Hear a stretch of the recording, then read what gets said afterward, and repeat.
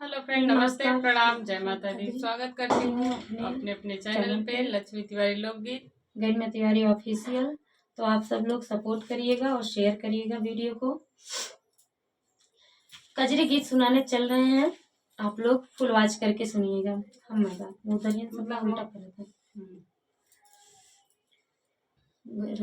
सोवत गौरी शिव के जगावे, चला गौरी गंगा स्नानवाना। सोवत गौरी शिव के जगावे, चला गौरा गंगा स्नानवाना। चला गौरा गंगा सोवत गौरा शिव जी के जगावे, चला गौरा गंगा स्नानवाना। कैसे के चली शिव गंगा स्नानवा, कैसे के चली शिव जी गंगा स्नानवा। मोरी गोली गणपति लालनवाना, कैसे के चली शिव गंगा स्नानवा। मोरी गोदी गणपति लालनवाना। सोवत गौरी के शिव के जगावे, चला गौरी गंगा स्नानवाना। चंदन खटोलावा पे गणपति सुतावा, चंदन खटोलावा पे गणपति सुतावा। बाघ के बाघंबर ओढ़ावाना, बाघ के बाघंबर ओढ़ावाना।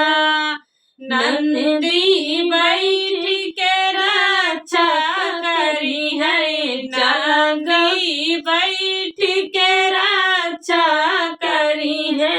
चला गौरी गंगा स्नानवाना, चला गौरी गंगा स्नानवाना। सोवत गौरा के शिव जी जगावे, चला गौरा गंगा स्नानवाना। दाहिने हाथ धोबिया, बाएं हाथ लंगोटियाना। दाहिने हाथ धोतिया सोहे, बाएं हाथ लंगोटियाना।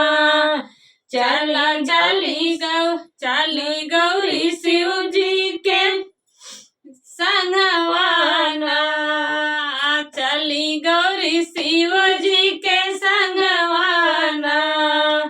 गंगा के बीच जाई डुबकी लगावई, गंगा के बीच जाके डुबकी लगावई। ललना के बाटे धिया नवाना, ललना के बाटे धिया नवाना।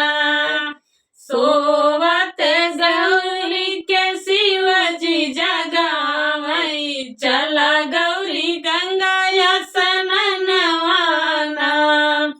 सोवत गौरा के शिव जी जगावई, चला गौरा गंगा स्नानवाना। गंगा नहाए गौरी शिव संग बैठी, गंगा नहाए गौरी शिव संग बैठी। मागे लगी भक्त वरदानवाना, मागे लगे भक्त वरदानवाना। युग युग बढ़े तोरे मागी के सेनुरवा, युग युग बढ़े तोरे मागी के सेनुरवा। दे लागी वरदानवा